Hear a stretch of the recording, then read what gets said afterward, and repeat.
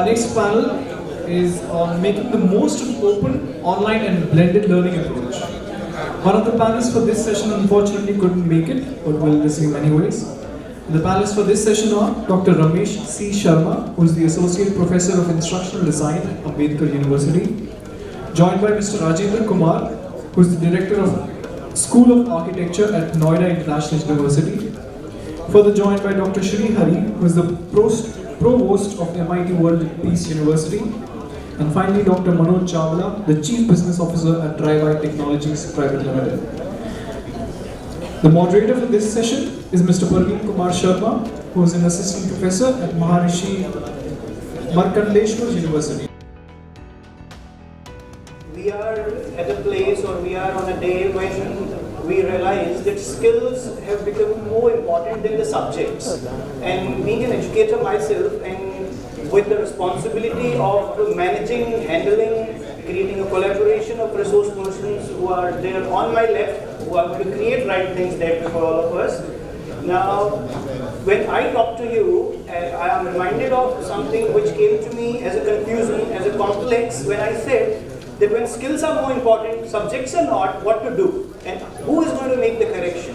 Then my mentors told me it's a matter of approach or attitude, or how we select or develop the willingness to do it. Now that willingness, which is the topic as well, like we are talking about making the most of open, online and blended learning approach. Before I ask them the first question, there is something like, it's a sort of an inqilab that we are talking about, a revolution. कहते भी हैं कि पहला इनकलाब तो तब था जब हम लोगों को कश्ती को आज़ाद करवाना था, वो कश्ती को बचाने के लिए था जिसमें हम सभी ट्रेवल कर रहे थे. That came when education came, when we came out of the cave and we thought of education, institutions and all those things. उस इनकलाब में तो हम लोगों ने कश्ती बचा ली, मगर अब लगता है कि कश्ती के मुसाफिर को बचाने की बारी आई है. जो हमारे स्टूडेंट्स हैं, जो आप लोग हैं, जो मैं भी हूँ, हम सब लोग, उसमें सोसाइटी भी आ जाती है, इंडस्ट्री भी आ जाती है. एक ऑब्जर्वेशन आई थी कि इंडस्ट्री में रिसेशन इसलिए नहीं आया, the recession did not happen because they people were failing, because we got people who were not future ready or the present ready, who could not handle certain things. Now the very first thing that I am putting as open question to anyone, every one of you, like why an approach change or correction is required. That's the last word that way of the topic. But why an approach change or a correction in the approach is required in rather than resources. Like we are not talking about the bring open online resources, blended learning and everything. We are talking about change the approach or develop the approach. Why that approach is like required. I can ask sir you to give a few words about it, and then other panelists can also talk. I think since morning we have heard many people already addressing this. Dr. Raj Singh, I think, gave an extremely elaborate outline of why that change in approach is required. For the simple reason, we have been so obsessed with content rather than outcome. We have let the system deteriorate to a 3-hour exam wherein you can ask 5 to 6 questions. Each question can be answered in about half an hour or so, and each question requires, all 6 questions together require about a day and a half of study at the most. And we spend the whole semester pretending to be learning this, whereas the student has understood this is all that is required to clear your requirements, and that is the deterioration which has happened to our education system. Everybody is talking about change the way we teach. I will just say we cannot just change the way we teach, we also need to change the way we examine the learning outcomes. Even this point was made in the morning session. We will be repeating, I'm sure, the same theme over and over again for a simple reason that this deterioration has happened over the last couple of generations thanks to the importance we are giving to the marks, it has happened at the school level. The entire education process has been deciphered by vested interest, and they have, created a system where the marks can be whatever you want. The marks, they can be achieved without really saying whether the achievement of marks really means the student is ready or not.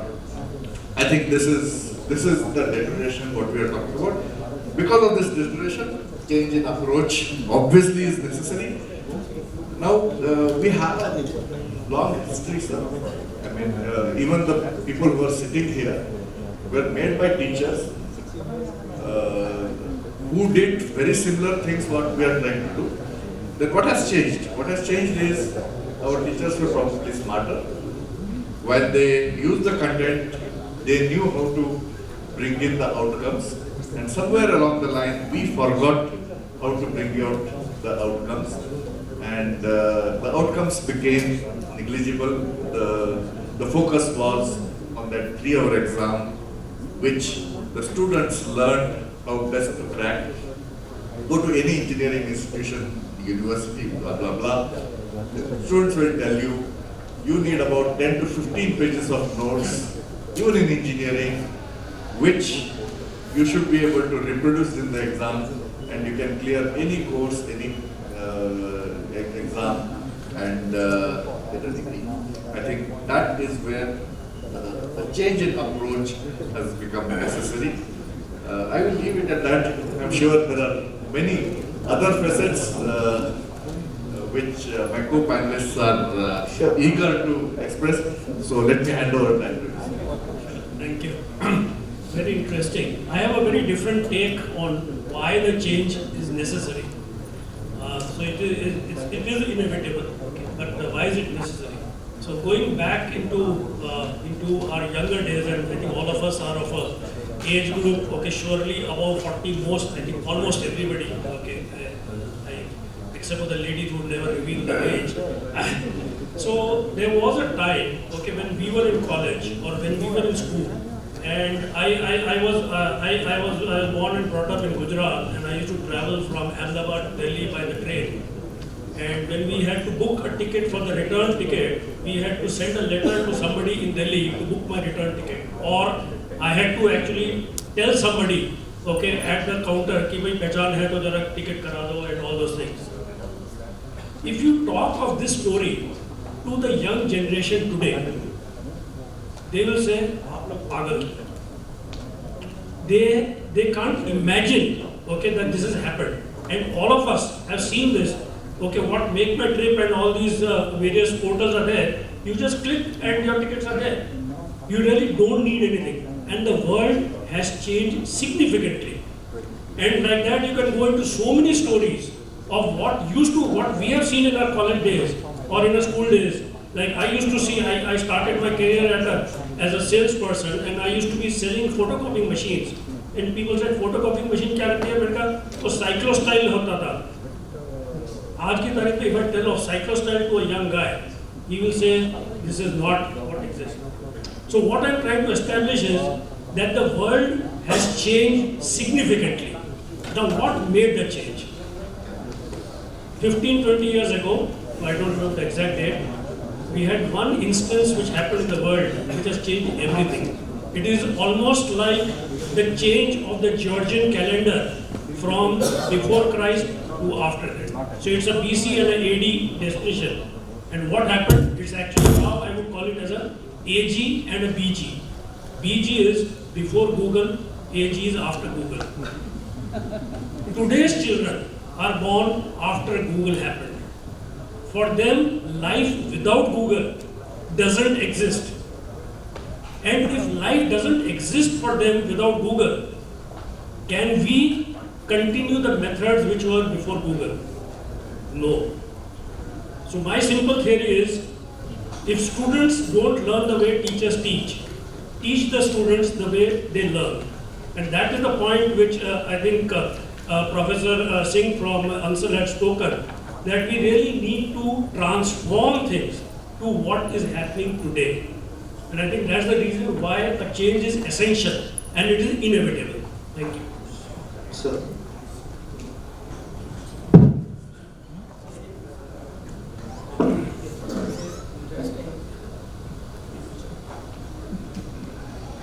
That if we see the the four eras from Satyug to Kaliyug at present, there was a time when as a part of our four phases of life, initially for study, we as a student used to go to Gurukul or ashram and study there like that.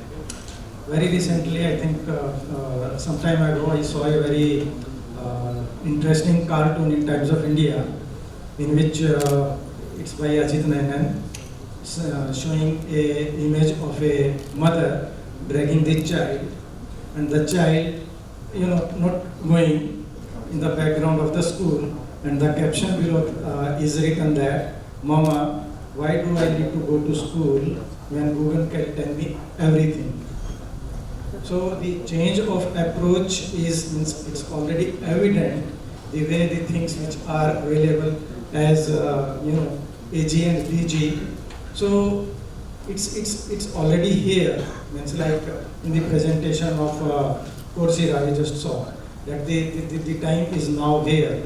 So in a way, we have to adjust ourselves and bring the change, so that for the future those things they remain on the right track. Right, sir.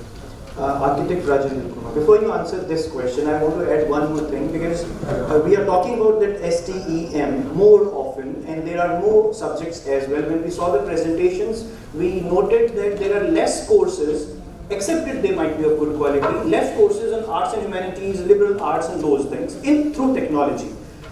Because they say that these are social quotient things or emotional quotient things, but we need the social quotient, we need the emotional quotient, we have got less courses. So STEM might be working or not be working. You are from architecture. Now the question is, the best of the open online blended learning is yet to happen, and as the experts said, we all know we are in transition at present, and it's inevitable as well, accepted. Now, where do you see the role of online blended learning as well as open learning in the domains like architecture, social sciences, liberal arts, languages, cultural studies as well, along with the change in approach? Well, I would like to quote two incidents. Am I audible without mic? No, at the back you want. I'll come on your question in a while, but before that I would like to quote two incidents. Few months back, almost a month back, when the Ministry of HRD came up with this notification that all the PhD which have happened in last 10 years, that will again revisit, and it will be something like that. Some of the PhD can be cancelled. So we are discussing about distance learning, online courses also, but one term which is not legally there in the domain, it's called non-attending course, which is something like regular, but the student doesn't go to the college, because there is still, as per government regulation and authorities, the online courses and correspondence courses are still not considered as an equivalent to regular courses. So there are many universities here, we all are responsible, especially with the private colleges, that we encourage this thing about this non-attending courses. There are few courses like B.Ed and for that matter even PhD also. And in many courses where people want to get a degree because they want to do a government job or promotion or whatever reason. They want to get a degree, but they don't want to attend because the jobs and all those things is there. So this non-attending culture is really killing in education sector. So that brings a thread about this online courses. Since this panel is talking about online courses, Coursera gentleman is, I think, must be around. We were discussing in just the previous panel about these online courses by universities of America or for that matter, any other universities, and you get a degree of 2-year courses also. We need to change our approach. This is not only for degree and for promotions and all those things. There are few courses, mind you, there are few courses which cannot be taught online. Right. Architecture is one of them. till 2011, Indira Gandhi University that used to offer online courses. There are another universities in Nasik, YCMU also used to give 5-year Bachelor of Architecture degree and for that matter BTech degree also. But government stopped it. So coming back on the point that some of the courses, I mean, please, these courses are hands-on experience. I mean, you cannot teach how to lay the brick on online. I mean, so yes, online courses is a good, but it should supplement. It cannot replace the traditional education system of human touch. I mean human touch. I mean, Dr. Raj was speaking in the morning about, I'm sorry if I'm being direct, one incident about distance learning is happened in the class. That second row is a distance learning.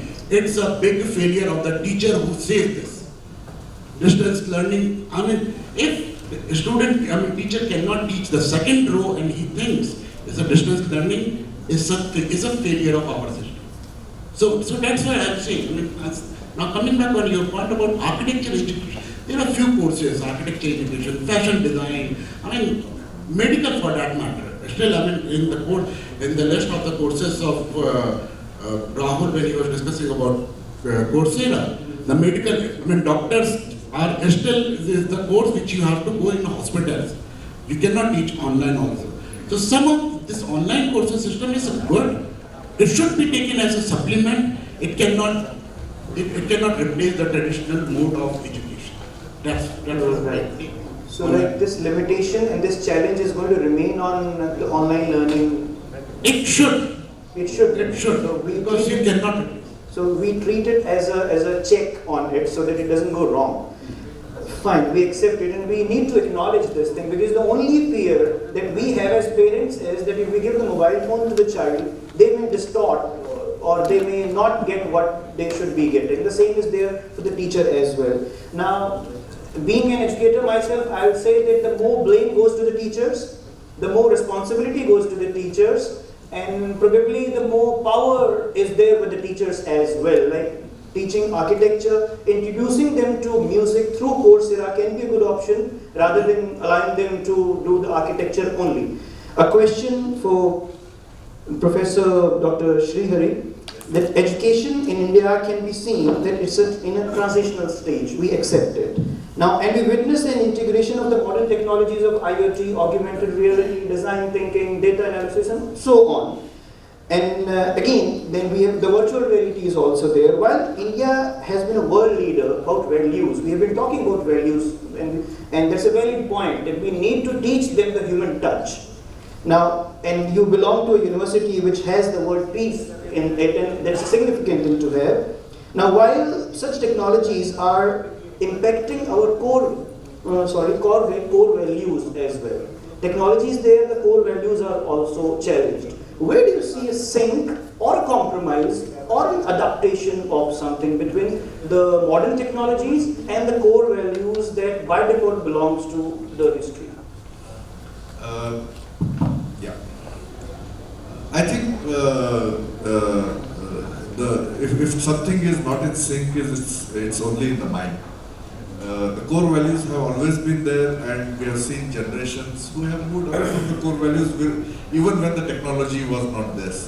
So it's all in the mind. What is important is when we say core values, those core values have to be experienced during the formative years.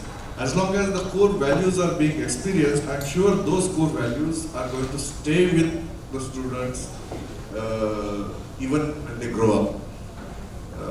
We always hear examples of father telling the child to lie, on occasions on phone or this thing saying, "Wo to papa nahi hai," kind of stuff. And that is where the core value deterioration starts. As institutions, as teachers, as administrators, we need to stick to those core values, and our students must experience those core values and not core values being taught as a moral education course. I think as long as we do that, the core values will remain, and the core values will be important, and the core values will lead the way society behaves. So from that point of view, since you gave a reference to my university, yes, we hold the universal values very close to our heart, and we make sure that while we do talk about it, but we also make sure that that's what the students experience. I think that's where the core values being in sync with technology comes in. We teach everything that is necessary from technology, but in addition to that, we make sure the students pick up those core values through, our motto is, our students have to be physically fit, mentally alert, intellectually sharp, and the last is spiritually elevated. I think that should take care of the core values, which means no part of the so-called technology, no part of the curriculum, no part of this thing is to be left, but we can also add the universal core values as part of the learning experience of students, and that is very right. So the first takeaway for us is that the challenge has to remain as a check, and the second, the values have to be integrated through the teachers, through the curriculum. Integrated, and it has to be an experiential learning, and not saying that you need to be trustworthy, caring, citizenship, etc. The inculcation is required. Fine, sir. Now, next question to you, sir. Like, we do hear about the benefits of technology, and we do hear the benefits in such conferences, of course. But like, we see that the benefits have been happening in bits and pieces. Like, you don't see them happening on a large scale in our country particularly. How do you see that impact on a large scale should be made and can be made, and the large scale impact of open, online and blended learning? It's in bits and pieces. It has been happening, but not on the speed in which we required. A blogger came and it died, but most of our students don't know about it. So how to make the large scale impact of the open, online and blended learning in India particularly? Pretty big question, okay, but need to answer it in a short manner. In fact, while listening in the morning session, I think Arunachalam spoke of he spoke of learning-oriented assessment. When we really look at how and what I also just now spoke, okay, of teaching the students the way they learn rather than how I would like to teach. So I'm just differentiating between how to teach versus how to learn. So if I really start my assessments, okay, if I start my programs with assessments, I first start learning-oriented outcomes. I think that's where it really has to start. So we can leverage technology to first make an assessment. What really goes into making it scalable? Well, there are many things. Okay, first and foremost, and to leverage technology, not to have technology, to leverage technology. One is to ensure that we are able to create a platform which adapts itself to the individual learner for his style of learning, for the content of what you need to learn. Like if you go to, for example, if you go to Khan Academy, okay, you are tested, and based upon your questions, okay, the type of inputs are actually given to the learner. Similarly, okay, on any learning at the higher education, we can actually check what are the things that the people need to learn and then teach them, rather than assuming that they need to know everything. Okay, right. Quite a lot of them. In fact, in the morning also, we had I think Dr. Malik spoke of the fact that when he went to US and he taught undergrad people, they said, "I don't want to learn all this. I know all this already." So I think that's the adaptation that is there. Second thing which is happening is gamification.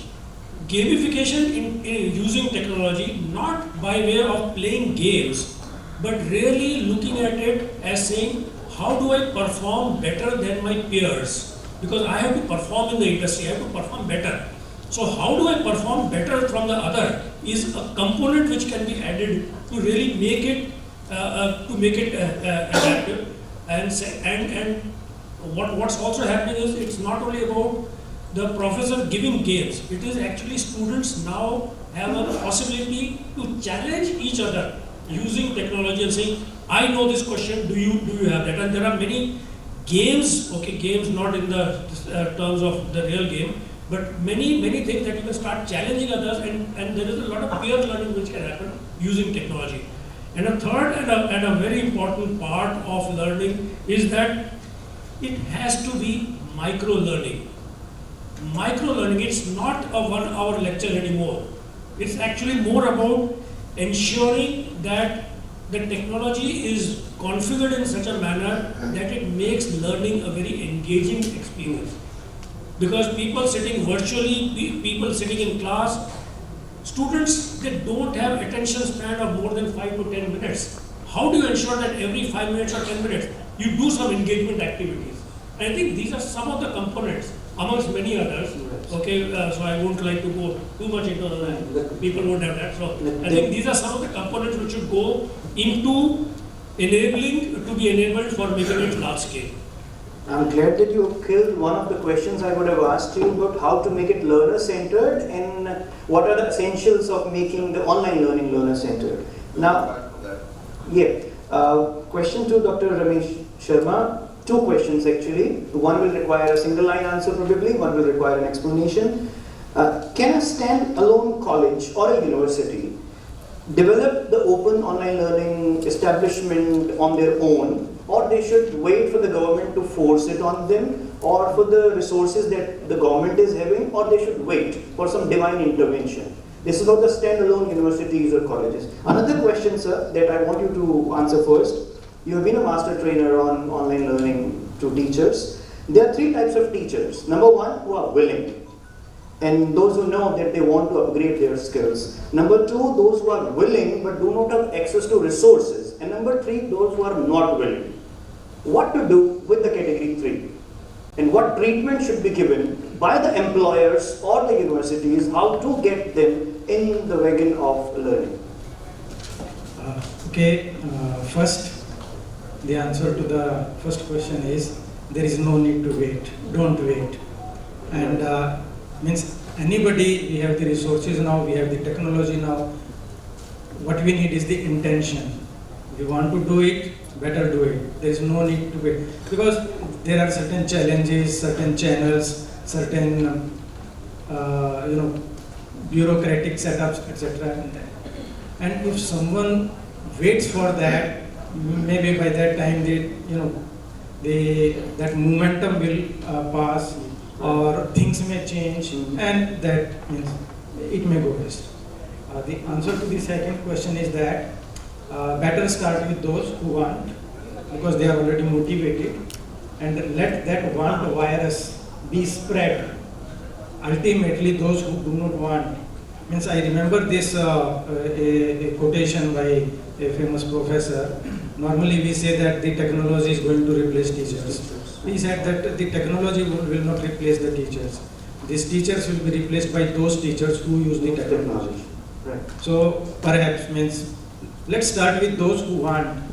They may have access to things, they may not have access to things, but if the will is there, then definitely it can go. Right, sir. It can go. Right, so that way the individuals who don't teach will be replaced by individuals who teach, and the teachers who don't use technology might be or will be replaced by those who use technology.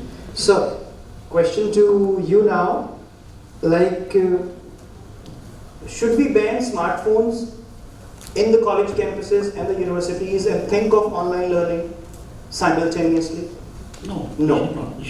Should not. Second, One line question. it is not. Second, if you say that we should not ban it, how to create the proper positive utilization of the creative potential that the people, the youth has in the small cities where internet is free, courtesy different companies, and they don't know anything about the exposure to the positive use of internet, which the online learning and all these things are. How to send the learning which is there in HETC here to them. How to make the most of online blended learning through smartphones in the tier 2 or the tier 3 cities of this part of the world.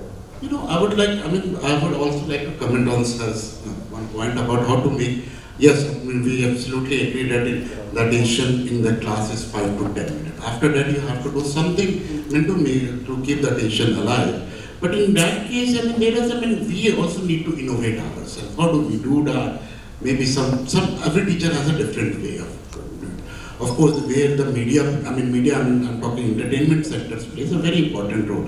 Karan Johar taught us with this Sali Jude Chulati. That was actually, it came in Indian society only thanks to Karan Johar. Okay.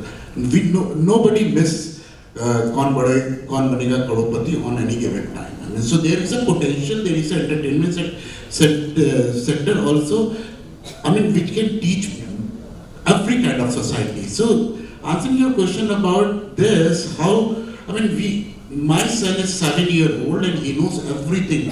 Khana nahi banana aata hai, YouTube se seekh lo. These kind of things are there. But yes, we have an advantage in NCR or in a metropolitan cities that we are exposed to a lot of things. But in a smaller cities, tier B city or C cities, yes, there is that advantage is not there. But here the role of teachers become very important. You need to do extra hard work for them to make, to your student to make it more, more exposed. देखो दिल्ली के बच्चे को ये भी आता है थोड़ा सा और करो. Here again, when we talk about trust of the teacher, I would like to quote the example when I was studying in Italy. When we do, our examination system used to be very different. Where I'm agreeing with the Dr. Hari's point about we need to change the system of examination. It cannot be like you have this question and this questions and all that. If you take it whether nakal maar ke karo chahe jo karo, you pass and you are 80%. That's. We used to have 8-9 subjects in one of 2 subjects which are there where we had to work and all those things. Other subjects like history and economics and all those subjects where we used to have personal interaction. We can sit with over the tea or coffee with the teacher and he checks your intellectuals.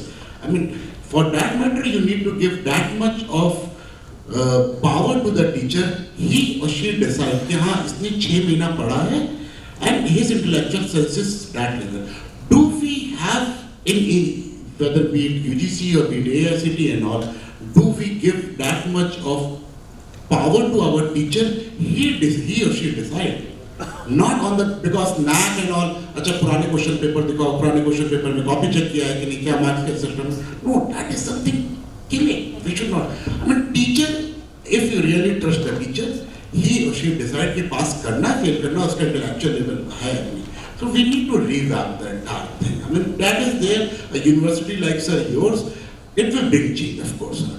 So that's my take on this. And yes, with the tier B or tier 2 cities, that the teacher there, they need to do extra hard work comparing with the metropolis. The resources are there, like the have-nots and the have, the definition seems to be changed now. Now, few brief questions before we wind up the session, because we are short of time that way. For you, how can we define the EdTech quotient? We are talking EdTech quotient, like we are talking about the social, emotional quotient or emotional intelligence. How that EdTech intelligence has to be defined in a few words?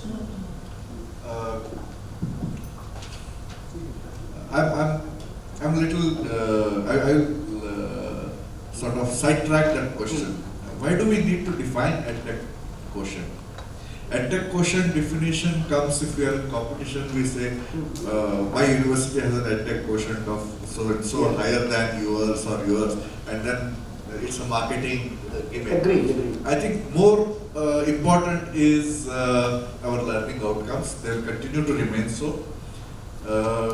EdTech quotient should ensure a higher level of learning outcomes being achieved, and that is where it is going to be important. Agreed. So EdTech, when we say EdTech quotient, I think our students have, as an individual, if you want to define it, our students invariably have a much higher EdTech quotient than any of the professors. Our children have a higher EdTech quotient than us.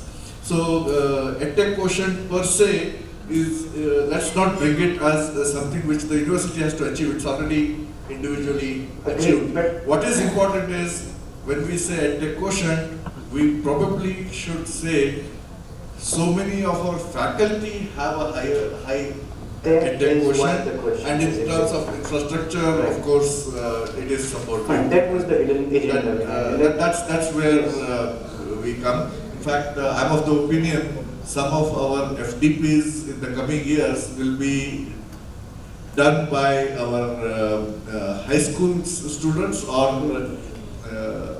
even younger students, because they will tell our teachers How to use. how this technology is to be used. Agreed. Now the definition that you rejected the right thing. It should not be defined for the students. They are conscious. How, like the AICT and UGC, we are critical about them and we should be. Reason being, like we need to fill on the papers. How many projectors are there? How many smart boards are there? So because the age of the smart boards and the projector or the OHPs is gone. Like the BYOD is. No, once again, see, these regulations came into view in an era where that was the EdTech quotient. And to ensure EdTech quotient, they brought in a regulatory framework.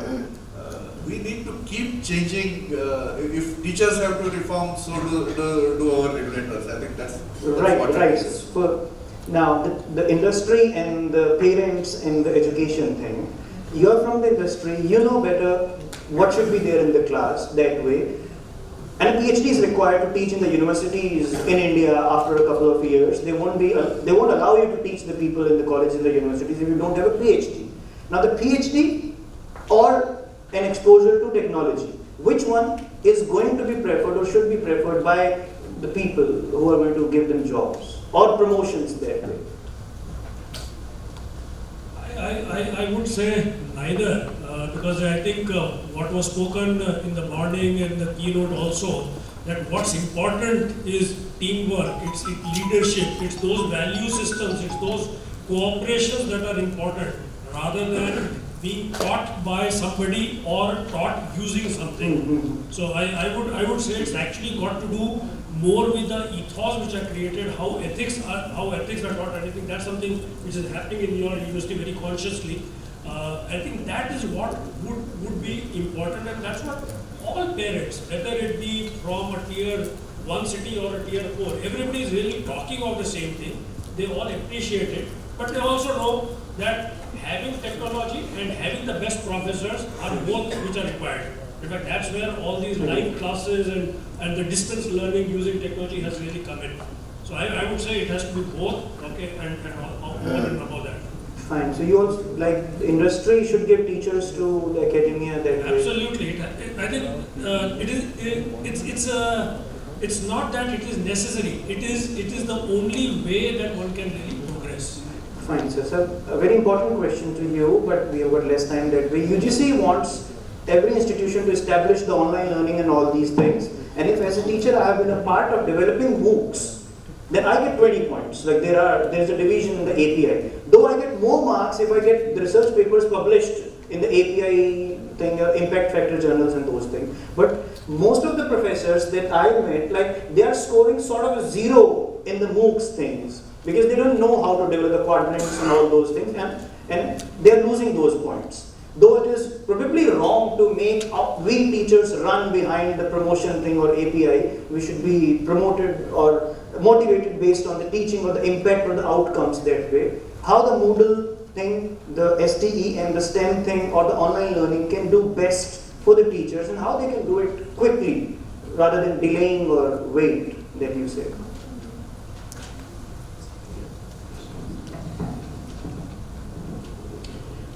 Okay, this is quite interesting. If we see, like,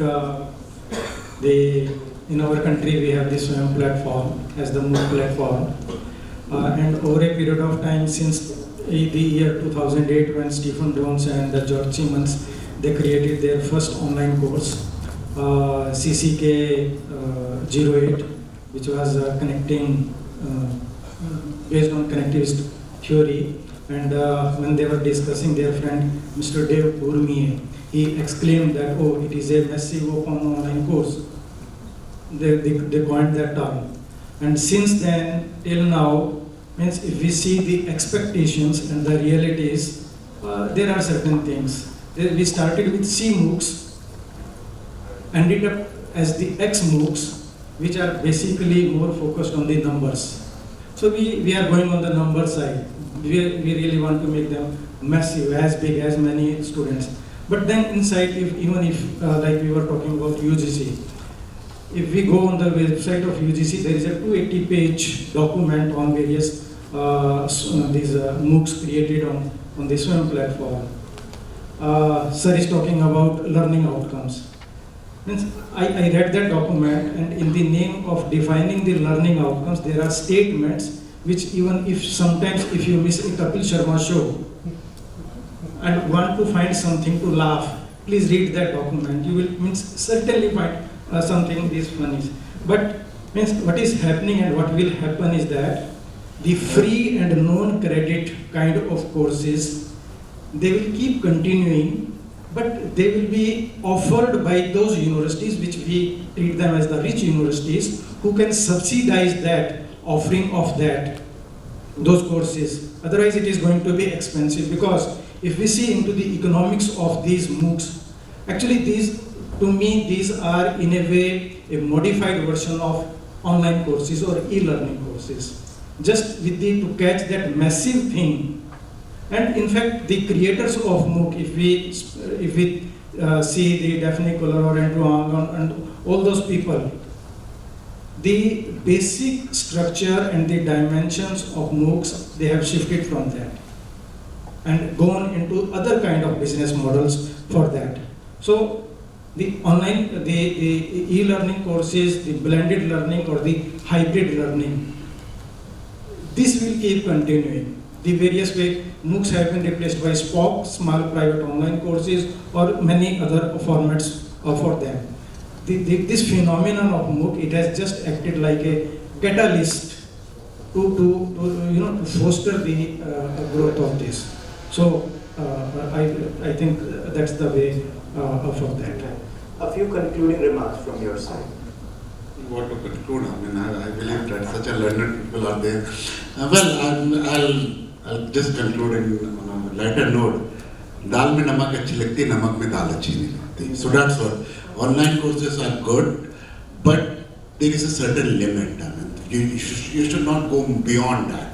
And having the intention behind this online or foreign degree, please understand these foreign degree when they come to India and they are offering subsidized course, it's an economic model. Please understand, it's not about, there might be some agenda for education and this thing, but it is actually the finance. London, there is a London School of Economics में degree नहीं मिल पा रही, वहाँ 40 लाख का है, दिल्ली में करो 10 लाख का है. So it's an economic model. So it should be very, the online is a good, but we should be careful. It should, वही ना कि दाल में नमक ना हो, दाल में नमक होना चाहिए, नमक ना. Caution is required. Very, very much. We need to be extra careful. Extra careful while making the most of the open, online and blended learning. And thank you very much to everyone. Like, you opened new dimensions and closed a few wrong ones as well. Thank you very much. Will we? Fine. So who raises the hand first? Fine. So he raised the hand. Professor Amita, Director School of Media. Yes, this is. Thanks for this wonderful discussion. Thanks for this wonderful discussion. My point is that we have focused a lot on education technology. But what about the content? In India, if this is something like that, we were willing to market the movie camera, but we couldn't, unless and until we were having the best film. Unless and until Dada Sahab Phalke produced the best film, then the market of this particular technology was here in India and anywhere. Without providing the best pick, how could you market the camera? This is the problem with the education technology, as far as especially for the education technology. We have not yet witnessed the best content. Take the example of the UGC films and or even the movie. No good content is available. As far as the student is concerned, they are not interested. Some of the foreign, I'm not a wild remark, you can say that on every content, but this is the biggest problem as far as the education technology is concerned. Students are not open. They are willing for watching the films, but still they are not willing to watch the audio-visual content which we are providing. That's a phoenix-like question. It will never die. Like we'll keep on questioning. We'll keep on developing contents as well. Actually, I would like to mentioned, you may be knowing, after the failure or incomplete completion of MDG, then we thought of having SDG, the Sustainable Development Goals, with a time frame of another 15 years. So expecting up to 2030 to achieve those 17 goals with many other inbuilt ones, more than 160 sub goals into that. But just very recently, means some time ago, there was this forum on ICT held at Qingdao in China, where they tried to lay out certain things, that how a global declaration on ICT in education can be achieved for that. And the basic pillars of SDG, like say equity, access, lifelong learning, etc. And many of the world governments, they have decided, and there are various, say Paris Declaration, Qingdao Declaration, etc., on the use of open educational resources. The Open Educational Resources Foundation, which was established in 2009 as a non-for-profit organization, they have created an Open Educational Resources University. And many of the, means all kind of institutions, from like say UK Open University, which was the first open university of the world, and including the Charles Sturt University in Australia, means a good network of universities, they have joined that. So about the content, I agree with you that, but there is no need to create it. Already a lot of material is available with us, and these were developed as an alternative content to the copyright protected material, and with an open license available to that. So what is around us, just find it, and if it is with open license, fine tune it, convert it to our needs, and then can be used. And the highly successful examples are Open Textbook Project of Hong Kong. Can go to their website and take the textbooks. Athabasca University Press, they have released. In fact, it is a very unique example in this sense. When the university decided to give their material, the textbooks, as the open textbooks, there was resentment among the faculty. They said that if you are giving away your material, and particularly the finance officer, that their revenues will be affected. And they were very pleasantly surprised to find that when they gave away their material as open textbook, the sale of their printed material increased, because that established that the people thought that if this material is good, their other material will also be good. So the question of credibility and the quality, it supported them. So we already have the channels with us, the mechanisms with us. So, and the movement of OER, it's really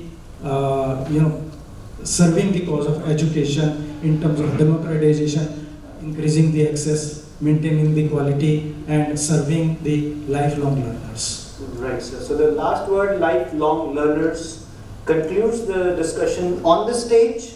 The same discussion you can have with all the experts whenever you see them around after the session. Thank you very much, everyone. We are concluding the session.